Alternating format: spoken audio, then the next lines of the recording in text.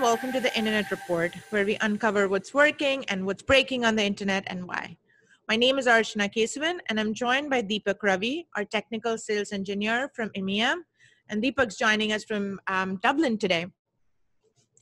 Hey guys, Deepak here, really excited to talk. Thank you, Deepak. So let's get into the headlines really quick.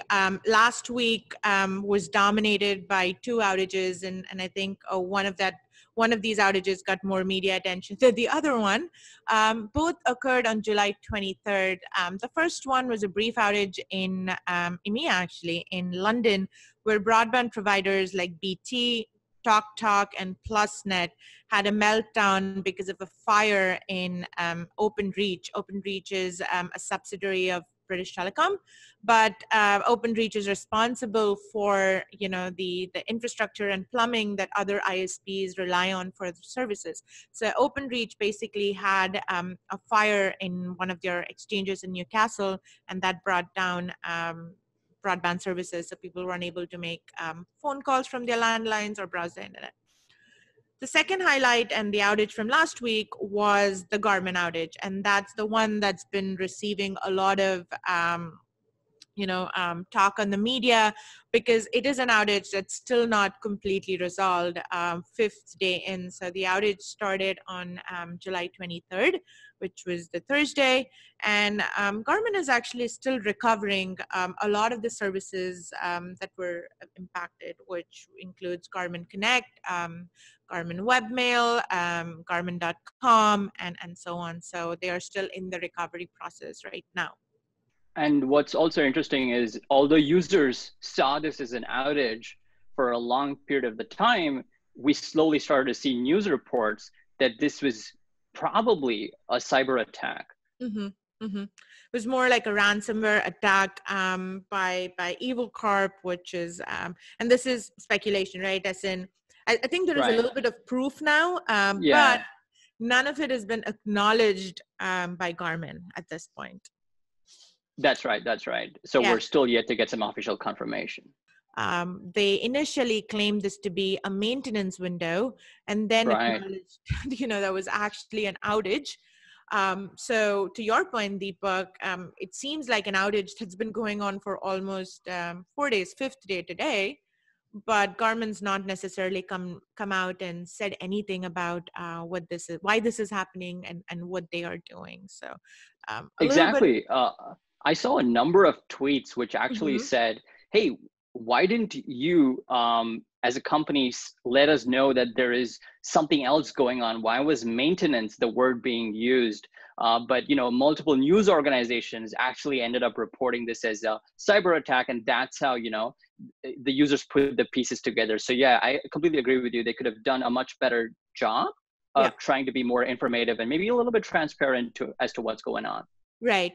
And I think, like, just in terms of, the number of other applications that are relying on Garmin, like Strava was one of them as well. People were unable to update their workout or download routes and things like that. What you mentioned was an example of a regular consumer, fitness and things like that, which, is important. But I also understood that Garmin is responsible for official airplane pilot data that is being downloaded as well. So it's, and this is an FAA requirement. I hope I'm getting the abbreviation correctly, but essentially, it's not just affecting, your day-to-day consumers, but actually pilots as well. Yeah. So it's definitely a global and far impactful outage that's hopefully Garmin recovers soon and we hear what they have to say quickly. But with that, we're going to talk about this Garmin incident a little bit more today. So we're going to go under the hood to see what we saw from our perspective on how this unfolded and some of the takeaways and tidbits we could gain. But we're also bringing on into the show our Chief Security Expert, our CISO from ThousandEyes, who's going to talk a little bit more about, ransomware, how to protect your organizations, and what are the best practices you can follow. So stay tuned for the rest of the show as well. With that, we'll go under the hood.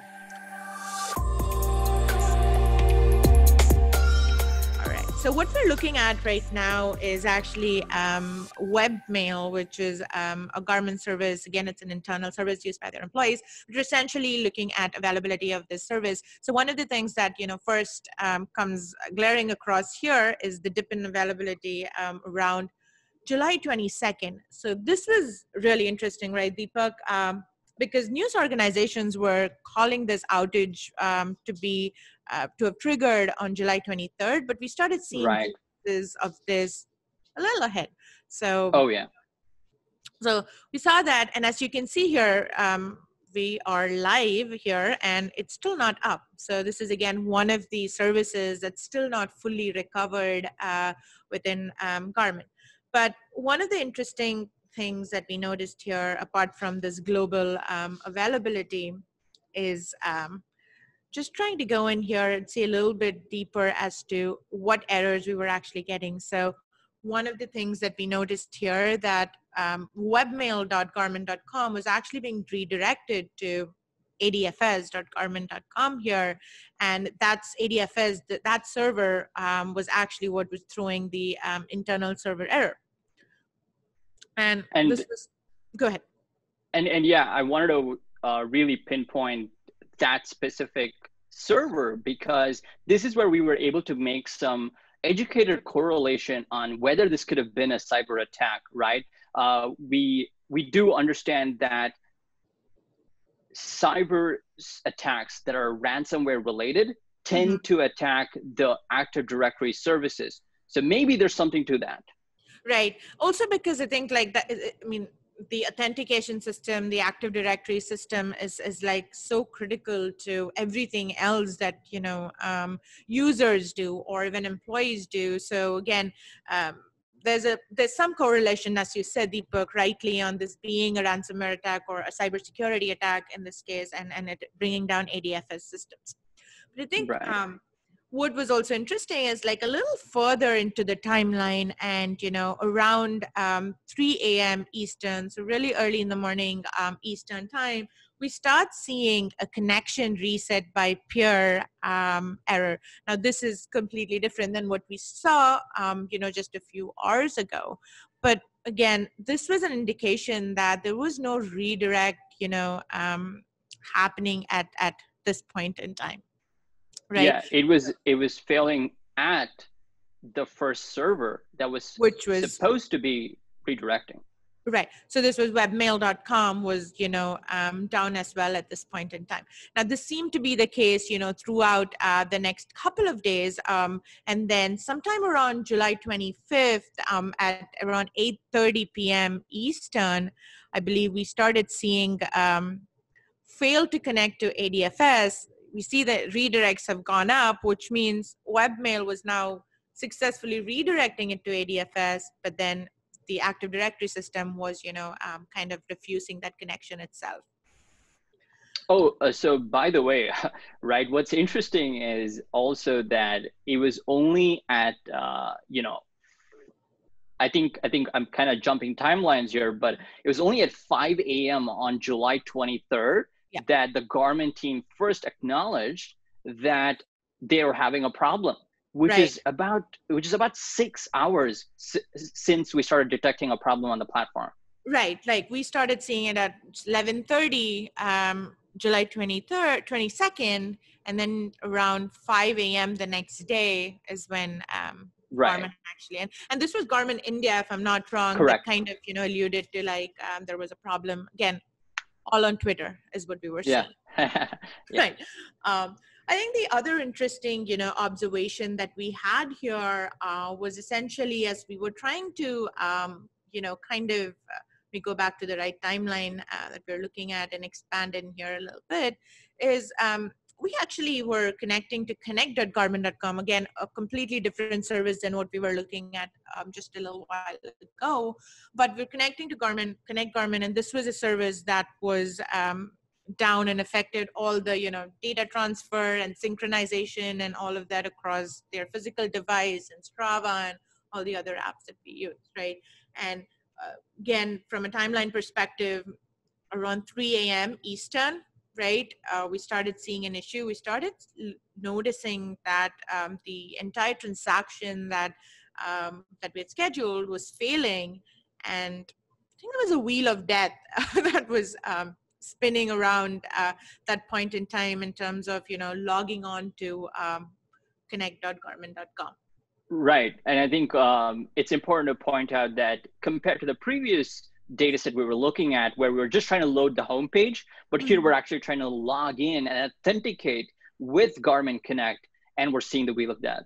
Right, right. And then I think the interesting thing, filtering down to identify where exactly the error was happening, we saw 530 response code coming in from Cloudflare. Now, I think, what we first start seeing is a 530 error. And this is exactly the same time when webmail.garmin.com was unable to redirect to adfs.garmin.com. Right. I think, interestingly, while it looks like from July 23rd, there was a point in time around July 24th, the service actually came up. That's not necessarily what this is indicating. This is, indicating that the transcript that we had scheduled to actually log into Garmin.com was successfully completing, because that's the criteria, or that's the attribute we are looking at right now. But what was interesting here, why was this script actually completing? Were we really able to log into Garmin is the question. And it turns out we were not. We're not able to log into Garmin.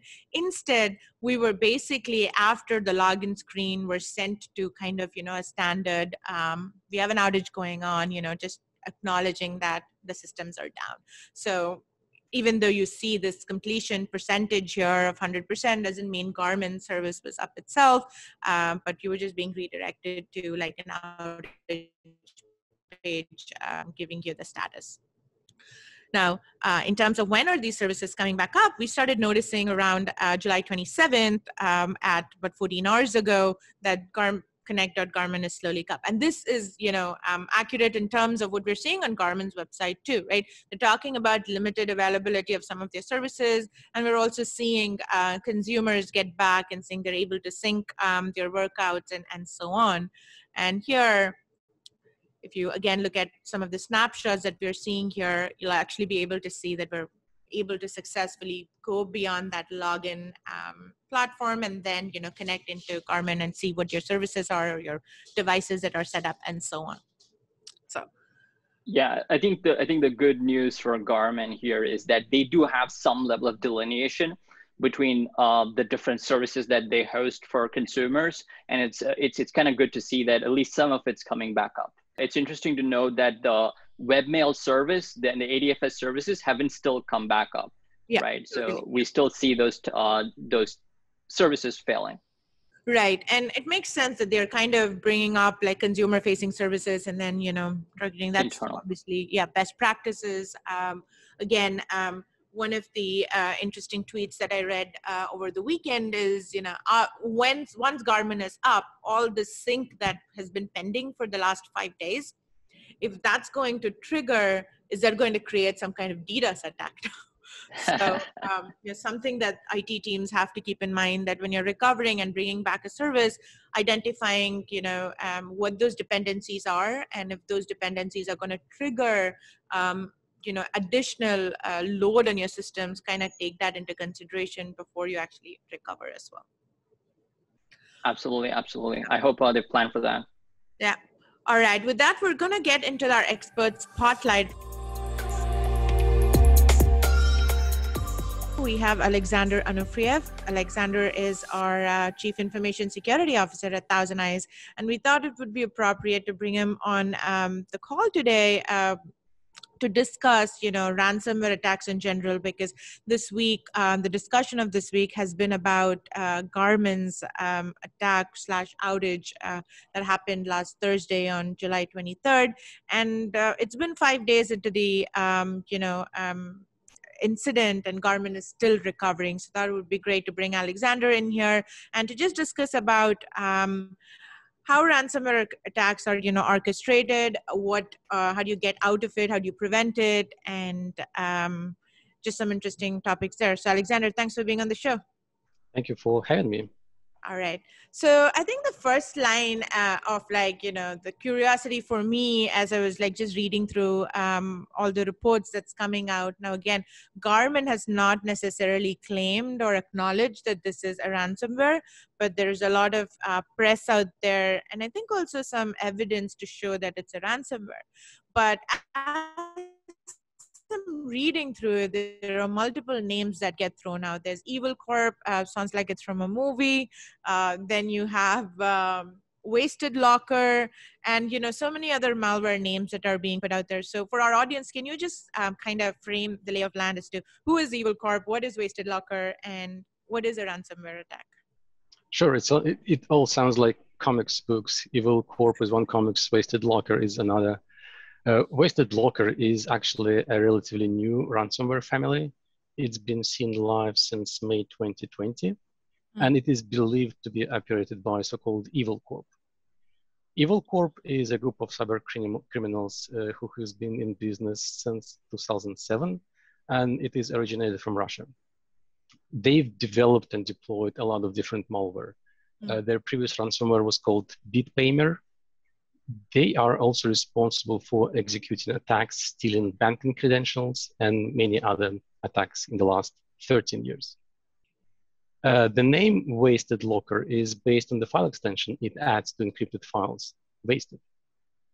And typically, attacks involved in this ransomware hit file servers, database services, virtual machines, cloud environment, and all parts of critical IT infrastructure.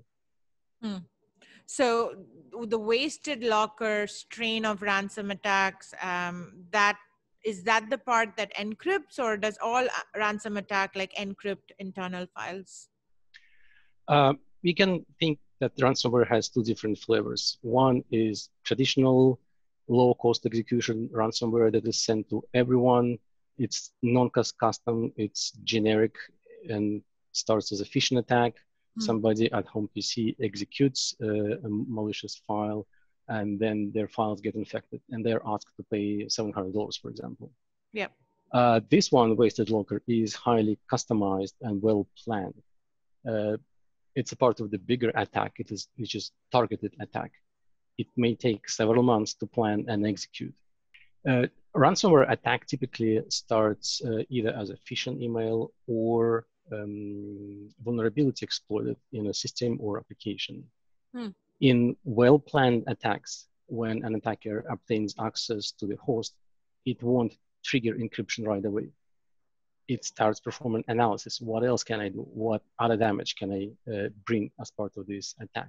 And I spread laterally across all the networks, all the systems. And in the end, you may achieve your desired outcome by bringing almost every IT asset down, either by encrypting data of the most critical IT asset, like authentication domain or virtualization infrastructure, or just putting everything down one by one. Wow, interesting. My next line of question was around how does one orchestrate this attack, and is it just originated or triggered basically through a phishing attack and then slowly propagates?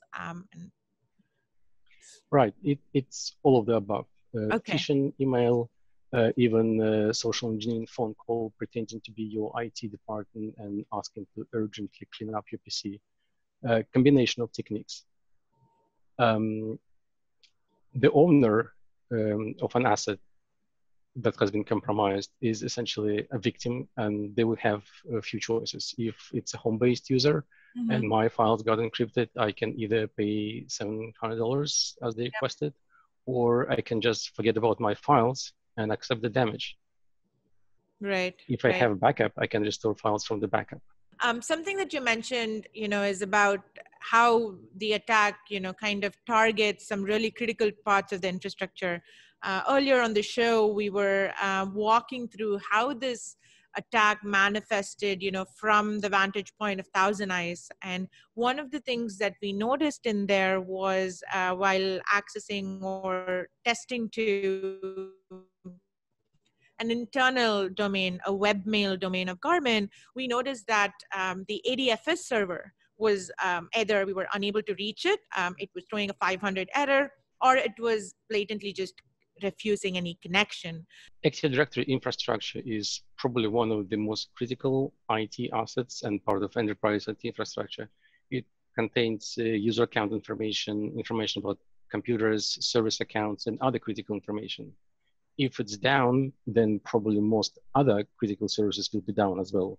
Databases, web applications, because they all use authentication credentials. Right. And employees will not be able to use services that even if they are even independent from the Active Directory, because their authentication credentials are stored in Active Directory.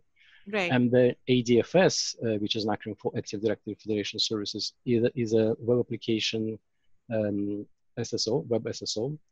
This is how people get authenticated against internal Active Directory to access web SSO applications.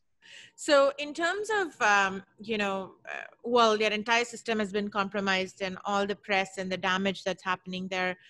One question that, consumers are worried about or is around, is my password stolen? Is any of my personal information, my credit card information, is that compromised through a ransomware attack? Is that usually the case or not? Yeah, when we talk about this mass cases for ransomware for home PC, we can probably safely say it is not the case. For this one, it is difficult to say. Again, in most cases, it's not the case. Okay. Making data publicly available or for sale is not the purpose of ransomware attack. The purpose is to get the ransom. However, if an IT owner or asset owner lost access over their data, right. Anything may happen. And only forensic investigation will be able to verify if any data has been exfiltrated or not. Got it. Okay. And in terms of recovery, we're on day 5 since the incident, and Garmin is coming back up, but still there are some services that I believe are limited as of this morning. Is it normal to see a 5-day recovery period?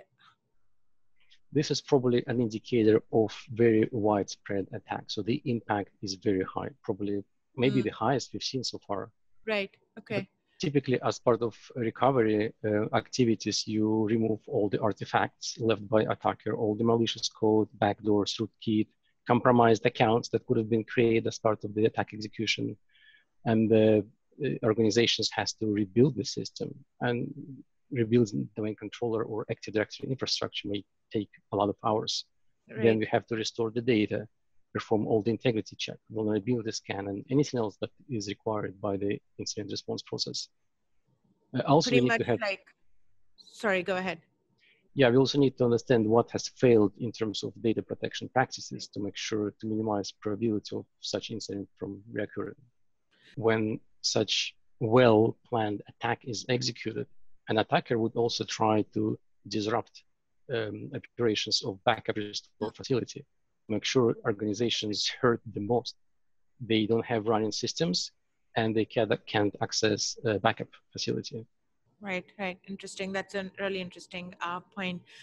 So, Alexander, towards the end of the conversation here, how would an organization protect themselves from ransomware attacks?